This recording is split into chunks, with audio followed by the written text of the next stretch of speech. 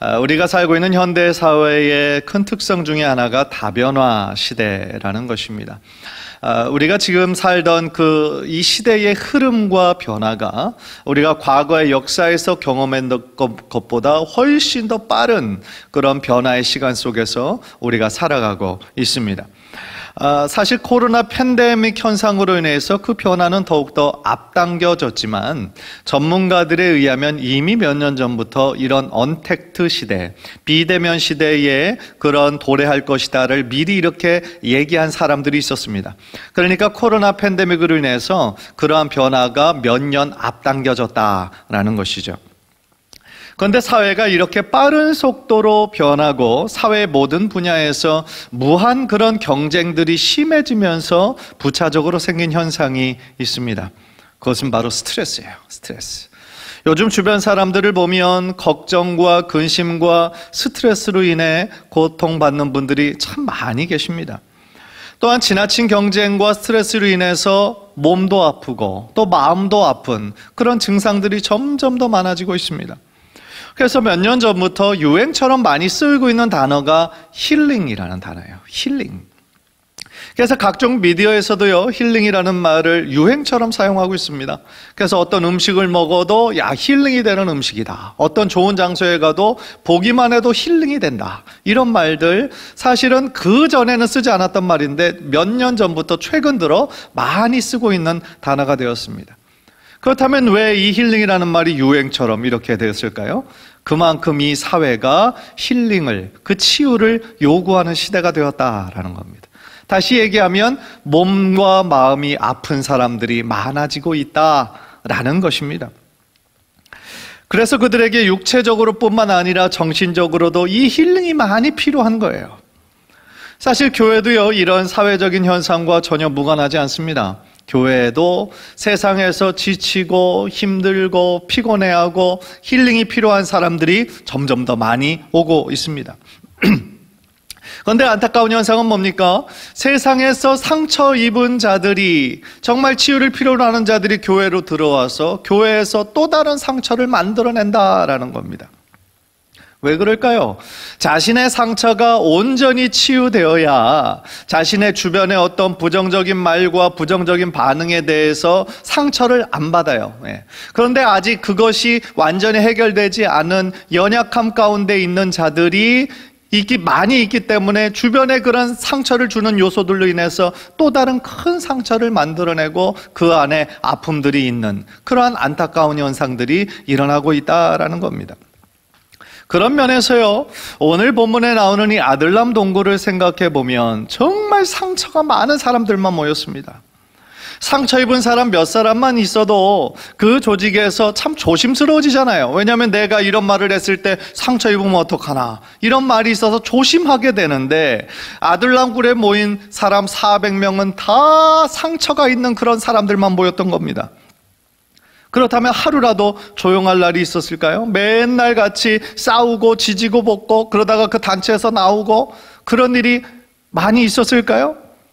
그런데 참으로 이상한 사실은 그런 일이 전혀 없었다라는 거예요. 오히려 이 아들람굴에 모인 400명이 다윗이 후에 세울 다윗 왕국의 기초가 되었다라는 겁니다. 무슨 얘기예요? 그들이 많이 가지고 있던 아픔과 상처가 그 아들람굴에서 다 치유되었다는 얘기예요. 다 녹아졌다라는 얘기예요. 그렇다면 아들람굴에 어떤 비밀이 숨겨져 있는 것일까요?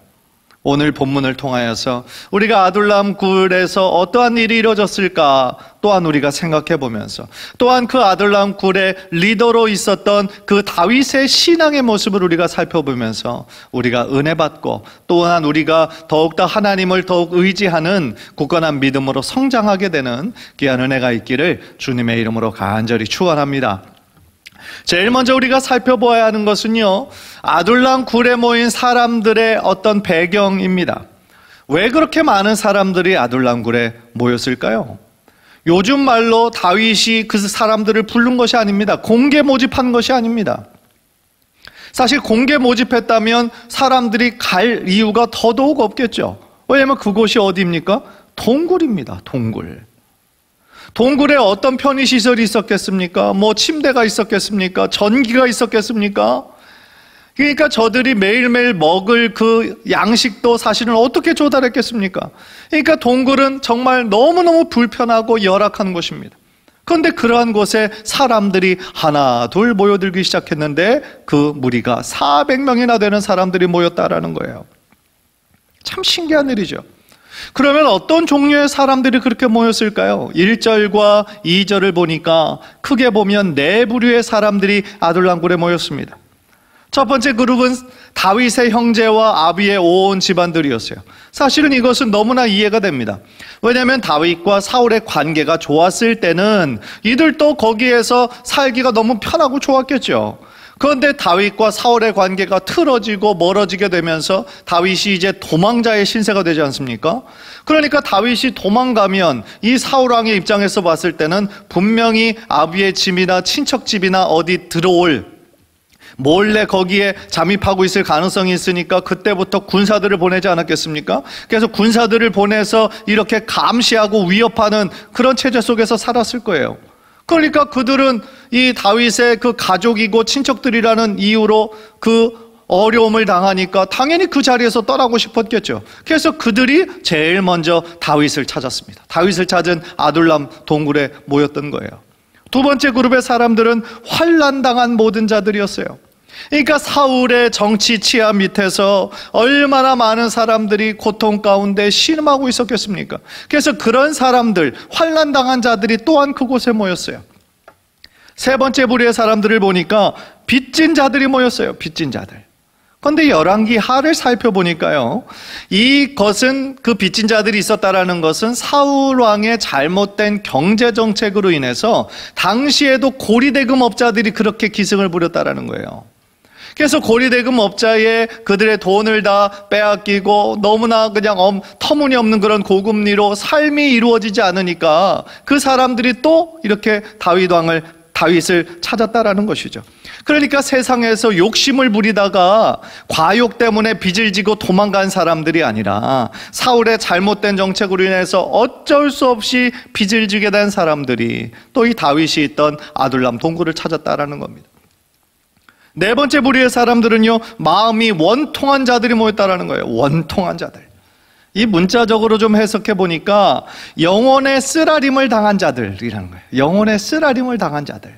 그러니까 이 사람들은 어떤 사람들이냐면 신앙적으로 하나님 앞에 온전히 서려고 하는 사람들인데 지금 왕으로 다스리고 있는 이 사울 왕은 너무나 하나님의 뜻과는 거리가 먼 그런 정치를 하는 거예요. 하나님의 뜻에서 거슬러지고 하나님의 뜻에 대적하는 이 사울왕 밑에서 영원히 도저히 감당할 수가 없는 거죠. 그래서 다윗이 있던 아둘람 동굴을 찾은 사람들이었다라는 거예요. 그래서 그들 중에는 용사들이 있었고요, 많은 용사들이 포함되어 있었고 또한 선지자 그룹도 있었다라고 합니다. 그런데 이렇게 다양한 종류의 사람들이 모였는데 이들을 하나 되게 한 공통적인 요소가 있었다라는 거예요. 제가 방금 말씀드린 이 네 부류의 사람들을 하나로 묶었던 공통의 요소, 무엇일까요? 고난이었어요. 고난. 그들의 삶에는 다 고난이 있었어요. 그래서 이들은 하나님을 떠나서 점점 더 타락해져가는 사울의 그런 통치 밑에서 사실 단순히 그냥 있었다라고 한다면, 안주하려고만 했다면 아무런 문제가 없었을 수도 있어요. 그러나 단순히 안주하고 침묵하기에는 너무나 괴로웠던 사람들이 온 거예요. 그래서 차라리 험한 길이지만, 고통받는 길이지만 다윗과 함께 기꺼이 고통받기를 자처한 사람들이었다라는 것입니다. 즉 악인의 통치 밑에서 그렇게 그냥 안주하기보다는 하나님의 사람인 다윗과 내가 함께 그냥 고난을 받으리라 했던 사람들이라는 거예요. 따라서 그들은요, 어떤 이해관계 때문에 모인 사람들이 아닙니다. 고난 중에서 다윗을 중심으로 연합된 무리였기 때문에 어떤 단체보다도 진실했고 결속력이 있었다라는 것입니다. 따라서요, 이들을 한 사람 한 사람의 삶에 아픔이 없는 사람들이 없고 상처가 없는 사람들이 없었지만 이것들이 저들 안에서 부딪혀서 큰 문제가 된 것이 아니라 오히려 각자의 상처와 아픔들이 그 공동체 안에서 녹아졌다라는 것은 무엇을 뜻하겠어요? 그 400명의 사람들이 한 공동체를 이루어낸 거예요. 어떤 공동체요? 치유의 공동체. 치유의 공동체가 됐다라는 거예요. 저는 여기서요, 다윗의 한 가지 훌륭한 점을 발견합니다. 그것은 뭐냐면 다윗에게 찾아오는 그 400명의 사람들을 다 받아들이고 다 용납하고 포용했다라는 거예요. 여러분들 생각해 보세요. 지금 다윗이요, 어떤 신분입니까? 도망자입니다. 도망자는 당장 내일 일이 어떻게 될지 알 수 없는 사람이에요. 그런데 자신을 따르는 사람들이 한둘도 아니고 100명을 넘어서 400명까지 됐다라고 생각해 보세요. 이것이 다윗에게 득이 되기보다는 오히려 움직이기에 불편하고 더 부담이 되는 거예요. 그런데 그런 사람들을 다윗이 하나도 내치지 않았습니다. 그리고 그들 한 사람 한 사람을 다 긍휼히 여겼어요. 그리고 자신의 공동체로 받아들여서 그들을 이끌을 수 있는 지도자가 된 거예요. 어떻게 그럴 수 있었을까? 저는 무엇보다 다윗의 삶 속에 고난이 많이 있었기 때문에, 그리고 그 고난을 다 지금도 겪고 있고 또 과거에도 이미 그것을 극복했던 그 경험이 있었기 때문에 지금 그렇게 고난과 아픔과 상처 가운데 있는 사람들을 받아들이고 용납할 수 있었다라는 생각이 들어요. 이런 아픔을 전혀 겪어보지 않은 사람들은 사실은 고통과 아픔 가운데 있는 사람들을 온전히 이해할 수 없어요. 위로할 수는 있지만 그 위로가 피상적인 위로에 불과해요. 그러나 그 아픔을 먼저 겪었던 사람, 먼저 고난 가운데 있었던 사람은 지금 고난당하는 사람들의 눈빛만 봐도 지금 어떤 상태에 있다라는 것을 공감해 줄 수 있는 거죠. 위로해 줄 수 있는 거죠. 그래서 저는 그 아둘람 공동체에 그 연약하고 아픔 있고 상처 입은 사람들이 모여서 함께 울고 함께 위로하는 그러한 모습이 바로 지금 오늘날의 우리 교회의 모습이 되어야 되지 않을까, 그런 생각을 해보는 겁니다. 로마서 12장 15절 우리 한번 화면을 통해서 우리 한번 다 함께 한번 읽을까요? 시작. 즐거워하는 자들과 함께 즐거워하고 우는 자들과 함께 울라. 아멘. 세상에서 살면서요, 얼마나 수많은 경쟁이 있습니까? 생존 경쟁이죠. 거기에 뒤처지지 않으려고 정말 자신의 생존이 걸렸기 때문에 밤낮으로 열심히 노력하는 사람들이 주변에 얼마나 많이 있습니까? 그런데 그 변화에 온전히 따라가지 못하면 도태되기 때문에 더욱 스트레스도 많고 걱정도 많고 근심도 많은 것이 이 현실이라는 것이죠. 그래서 지칠 대로 지쳐서 어떤 영혼의 어떤 안식처를 찾기 위해 교회로 오는 그런 사람들이 이 교회 안에서 서로를 있는 모습 그대로 받아주고 용납해주고 그들의 아픔을 들어주고 그들의 눈물을 닦아주는 곳이 교회가 되어야 된다라고 생각하는 거예요. 제가 그 전에 그 부목사로 섬기던 그 교회의 담임 목사님이 고 손인식 목사님이신데, 그 목사님께서 목회를 돌탕 목회다, 본인이 그렇게 많이 말씀을 하셨어요. 그게 돌탕이 무슨 뜻인가 하면 무슨 새로 생긴 탕이 아니고 돌아온 탕자의 준말이에요. 줄임말. 그래서 돌아온 탕자들이 많은 교회고 나도 돌아온 탕자고, 그래서 그 사람들이 모여서 지금 교회를 이루고 있다라고 그분은 늘 말씀하셨어요. 그러니까 무슨 얘기예요? 세상에서 하나님 모르고 방황하고 그런 사람들이 많은 교회일수록 그 안에 은혜가 많고 눈물이 많고 그런 참된 치유가 있는 그런 공동체가 될 수 있다라는 목사님의 그런 지론이었어요. 그런데 지금도 그 목사님의 가르침과 그런 실천을 생각해 보면 정말 맞는 거죠. 이 교회라는 곳이 의인들이 모인 곳이 아니잖아요. 죄인들이 모인 곳이지만 용서받은 죄인들이 모인 곳이고, 어떻게 보면 여전히 연약하고 불완전한 사람들이 모인 곳이죠. 따라서요, 이 세상에서 정말 지치고 힘들고 피곤한 사람들이 과연 어디에서 참된 치유를 얻을 수 있겠어요? 어떤 병원에 가면 치유를 얻을 수 있겠습니까? 정신적인 그런 아픔을? 아니죠. 우리들을 창조하시고 우리들의 그 가는 길을 아시고 나를 나보다 더 잘 아시는 하나님 앞에 나아가 우리가 하나님께 우리들의 삶을 의탁할 때에 그 순간에 하나님께서 세상이 줄 수 없는 참된 위로와 평안과 치유가 바로 그 순간부터 시작되게 될 줄 믿습니다. 그래서 저는 우리 교회가 하나님의 이 참된 치유와 회복이 많이 일어나는 마치 아둘람 동굴과 같은 그런 치유의 공동체가 되었으면 좋겠다라고 오늘 말씀을 보면서 그런 생각이 들었던 거예요.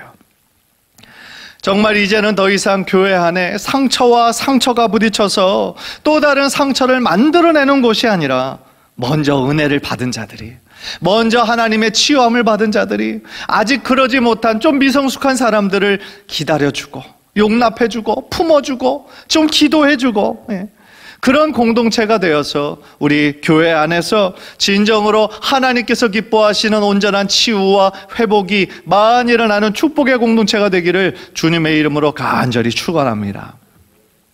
두 번째로 오늘 본문에서 좀 두드러지게 나타나는 것은요, 이 다윗이 하나님을 향한 그런 신앙의 모습이 참 우리들에게 아름답게 다가옵니다. 그것은요, 어떤 모습이냐면 오늘 설교의 제목처럼 하나님의 뜻을 알기까지 기다리고 기도했던 그 다윗의 모습이에요.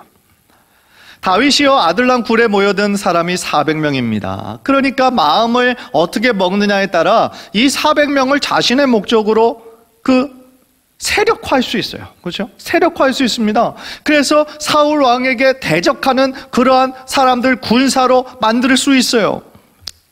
그런데 다윗은 그렇게 자신의 그런 군사로 사유화하지 않았어요. 자신의 이기적인 목적으로 그 400명을 이용하지 않았어요.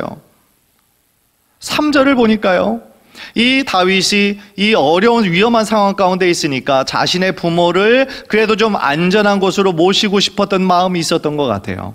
그래서 3절을 보면 이 모압이라는 곳이 어떤 나라입니까? 자신의 증조 할머니 룻의 고향이에요. 그죠? 그래서 모압 왕에게 자신의 부모님을 부탁하는 모습이 나오는 것이 3절입니다. 3절 화면을 통해 보세요. 다윗이 거기서 모압 미스베로 가서 모압 왕에게 이르되 하나님이 나를 위하여 어떻게 하실지를 내가 알기까지 나의 부모가 나와서 당신들과 함께 있기를 청하나이다 하고, 그러니까 이 9절에서 자신의 부모님을 이 불확실한 상황 가운데 좀 안전한 곳에 맡기는 다윗의 효심도 있지만, 저는 더 중요한 것은 모압 왕에게 부탁하면서 말한 이 한 구절, 하나님이 나를 위하여 어떻게 하실지를 내가 알기까지 라는 이 구절이 저는 너무나 중요하다고 생각하는 거예요. 무슨 이야기입니까? 자신이 지금 당하는 이 어려움과 고난이 어떻게 될지 아직 모르는 상황이에요. 한 치 앞도 내다볼 수 없는, 당장 내일 일을 알 수 없는 불확실한 상태 가운데 있어요. 그래서 이 상태는 자신의 힘과 지혜로, 자신의 했던 경험으로 도저히 극복할 수 없는 상황이라는 것을 다윗은 아는 거예요. 그래서 하나님께서 이 상황 가운데 도와주시고 나의 갈 길을 가르쳐 주셔야 내가 그 길을 갈 수 있는 거지, 지금은 아무런 하나님의 뜻이 나에게 오지 않았기 때문에 기다리고 인내하고 기도할 수밖에 없다라고 하는 이 다윗의 신앙 고백이라는 거예요.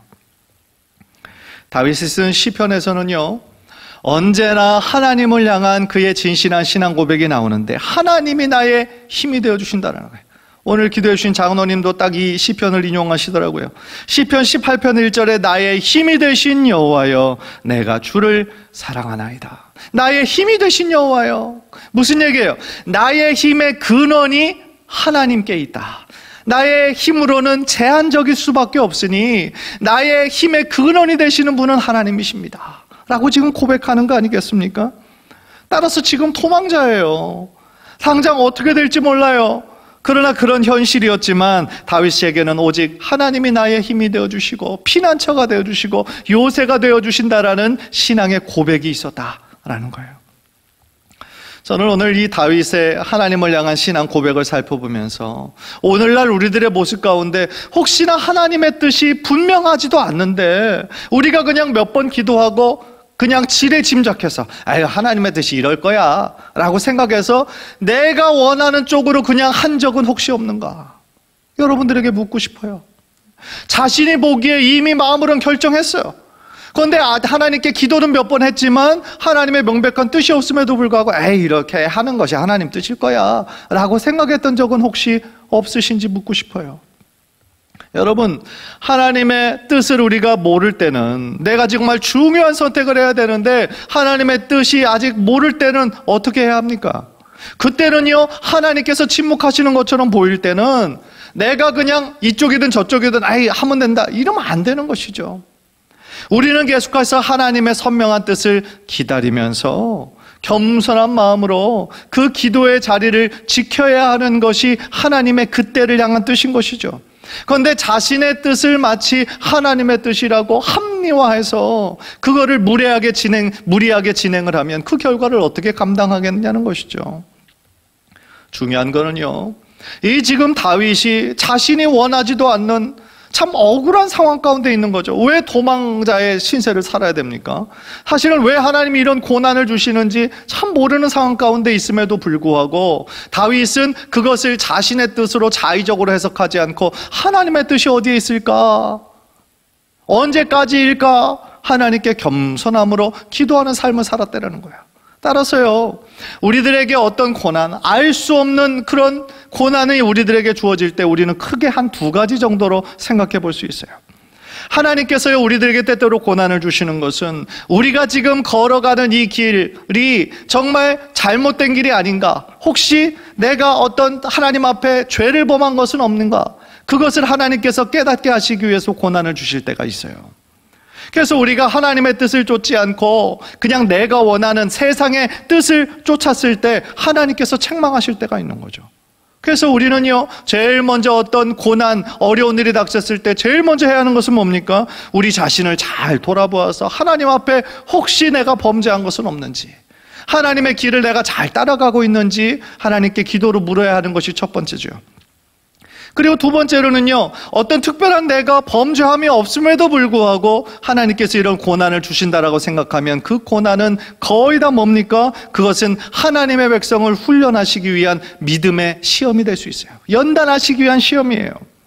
마치 오늘 본문에 나오는 다윗이 자신이 사울왕 앞에서 아무런 죄를 범하지 않았음에도 불구하고 이렇게 믿음의 시험을 당할 때는 이 지금 오늘 본문에 다윗이 보여주는 것처럼 어떻게 되는 거예요?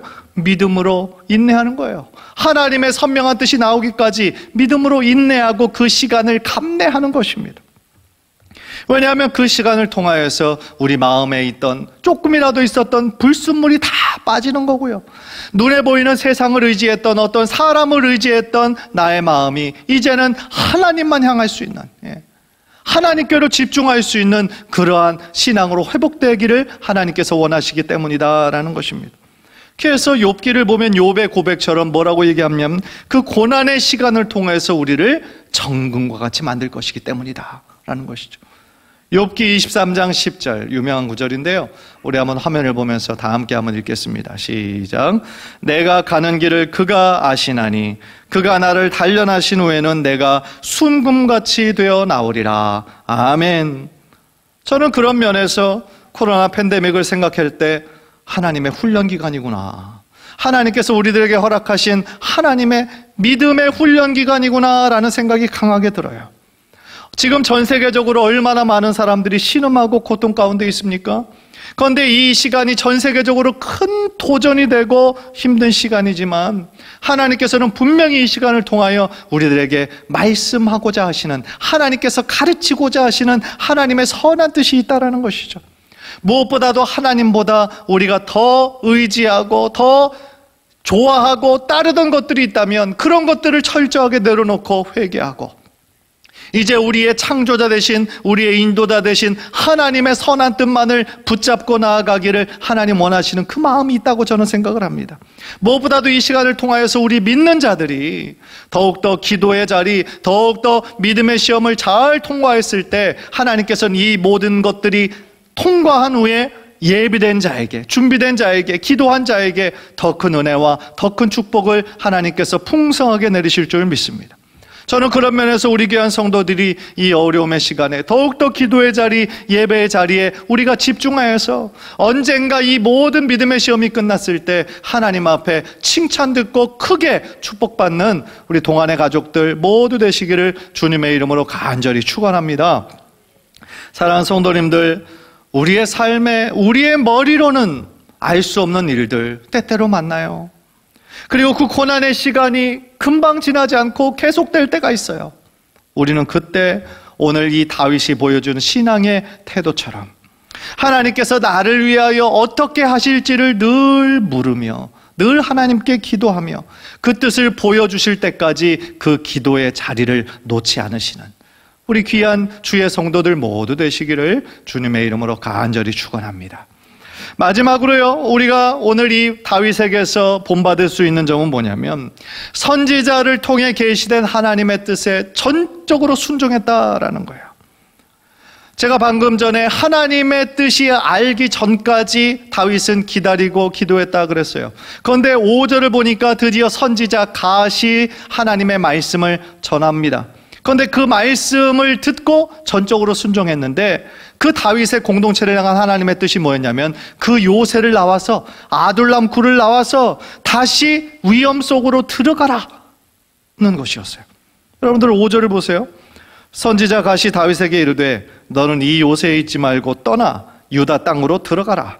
다윗이 떠나 헤렛 수풀에 이르니라. 다윗과 그를 따르던 수백 명이 지금 아둘람 굴에 있잖아요. 불편해요. 그런데 좋은 점이 있어요. 뭐냐면 최고의 요새예요. 사울 왕과 그의 군사들이 찾을 수 없는 곳이에요. 그러니까 적어도 안전한 곳이었다라는 것이죠. 그런데 이 하나님께서 선지자 갓을 통하여 주시는 메시지는 뭐예요?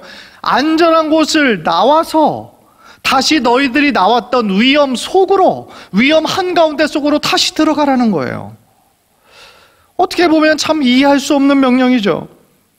그런데 다윗은 이 이해할 수 없는 하나님의 뜻에 어떻게 하는 거예요? 전적으로 순종합니다. 의의를 달지 않아요. 의문을 제기하지 않아요. 어떻게 그럴 수가 있었을까? 왜냐하면 기도했잖아요. 기도하면서 하나님의 뜻을 물었잖아요. 그래서 그 뜻이 어떻게 될지는 모르지만 하나님 인도하시는 그곳에 제가 따르겠습니다. 준비하고 있었기 때문에 이 모든 순종이 가능했다라는 것이죠. 여러분들 생각해 보세요. 평상시에 전혀 기도하지 않는 사람이 어떻게 하나님의 뜻을 분별할 수가 있겠어요? 시간이 지나서 어떤 것이 해결되었다고 혹은 운이 좋아서 그렇게 생각을 할 수는 있겠지만 하나님께 기도했기 때문에 이것을 이렇게 이루어 주셨구나 그렇게 생각할 수는 없는 거예요. 기도하지 않는 사람은. 그러나 기도하는 사람은 알죠. 왜냐하면 하나님의 뜻이 어떨지를 늘 기다리고 있었기 때문에. 그래서 이것이 하나님의 뜻이구나 확신 가운데 붙잡으면서 나아갈 수가 있다라는 것이죠. 그런 면에서 다윗은 이미 영적으로 귀가 열려 있었고 준비하고 있었고 그 명령이 어떤 명령이든지 간에 순종할 마음의 준비가 되어 있었다라는 거예요. 그래서요, 갓 선지자의 내용을 보면 참 대책이 없는 그런 말씀이었지만 하나님께서 그 말씀을 통하여 이 다윗과 다윗의 공동체에게 원하시는 하나님의 뜻이 있었다라는 거예요. 그건 뭐냐면 동굴 속에서 그냥 안전하고 그냥 그곳에서 안주하는 것이 하나님의 뜻이 아니라 비록 위험한 상황 가운데로 다시 들어가는 거지만 그 상황을 통하여서 오직 하나님만 의지해라. 보이는 어떤 상황, 요새, 군, 사람들의 숫자 이런 것들을 의지하지 말고 오직 그런 것들은 아무것도 없는 상태가 될지는 모르지만 위험의 한가운데로 들어갈지 모르지만 하나님께서 나와 함께 하시면 하나님께서 나에게 힘을 주시면 내가 이 모든 것도 가능할 수 있다라고 하는 그 믿음으로 하나님 앞에 나아가기를 하나님은 원하셨다라는 것입니다. 여러분들 에스더도 하만의 그런 계획에 따라서 하만의 그 계략에 따라서 모든 유대인들이 다 죽게 될 그런 지경이었잖아요. 그래서 그의 삼촌 모르드게가 이때를 위함이 아닐 줄 어떻게 아느냐 네가 왕비가 된 것이 그래서 왕 앞에 나아가서 이것을 구하라 했을 때 에스더가 생각할 때 왕이 부르지도 않은데 왕 앞에 나가면 어떻게 되는 거예요? 죽는 거예요. 왕이 원하지 않으면 죽는 거예요. 그래서 이 에스더도 뭐라고 얘기합니까? 내가 죽으면 죽으리이다 라는 하는 각오로 먼저 기도로 전체 유대인들에게 금식을 선포하고 본인도 금식 기도하면서 준비하고 내가 죽으면 죽으리이다 라고 하나님의 뜻을 붙잡고 나아갔을 때 하나님께서 그 에스더의 믿음과 유대인들의 그 기도로 말미암아 그 유대인들 전체를 살려내시고 구원하시는 하나님의 놀라운 능력이 나타나지 않았습니까? 마찬가지라는 것이죠. 우리들의 신앙의 이 걸어가는 여정 가운데 있어서 하나님께서 우리 앞길이 어떻게 될지 다 구체적으로 알려주시면 얼마나 좋아요. 그런데 사실은 그렇지 않을 때가 더 많이 있는 것이죠. 하나님께서는 하나의 구체적인 하나하나를 다 인도하시기보다는 어떤 하나씩 우리가 믿음으로 붙잡을 수 있는 것들 무엇인가 완전히 구체적이지는 않지만 무엇인가 하나님께서 함께하고 계시다라고 하는 사인들을 우리들에게 보여주실 때가 있는 거예요. 그래서 우리를 그것을 믿음으로 붙잡고 당장 구체적으로 어떻게 될지는 모르지만 우리가 그것을 믿음으로 붙잡고 나아갈 때에 정말 신기하게도 하나님께서 그때 이후로 우리들의 그 믿음의 발걸음을 친히 인도하실 때가 얼마나 많은지 몰라요. 그것이 하나님께서 일하시고 계시다라는 놀라운 증거가 되고 우리들에게는 신앙의 귀한 간증이 된다라는 것입니다. 사랑하는 성도 여러분, 오늘 제가 본문을 통하여서 아둘람 공동체의 성격을 말씀드렸던 것처럼 우리가 가지고 있는 모든 어려움들, 상처들, 모든 걱정과 근심과 많은 스트레스들 다 하나님께 가지고 나와 하나님께 맡기시는 우리 귀한 성도님들 모두 되시기를 주님의 이름으로 간절히 축원합니다. 나의 인생은 나의 힘으로 다 감당할 수 없어요. 다 불완전한 사람들이에요. 따라서 내 인생을 계획하시고 인도하시는 분은 오직 하나님이시다 라는 분명한 신앙을 가지고 분명한 믿음을 가지고 나를 나보다 더 잘하시는 하나님의 은혜에 전적으로 맡기고 우리가 나아갈 때에 하나님께서 여러분들을 세밀하게 인도하시고 구체적으로 축복하실 줄 믿습니다. 여러분들 우리들의 삶 가운데 하나님만을 더욱더 전적으로 신뢰하고 나아가시는 저와 여러분 되시기를 주님의 이름으로 간절히 축원합니다.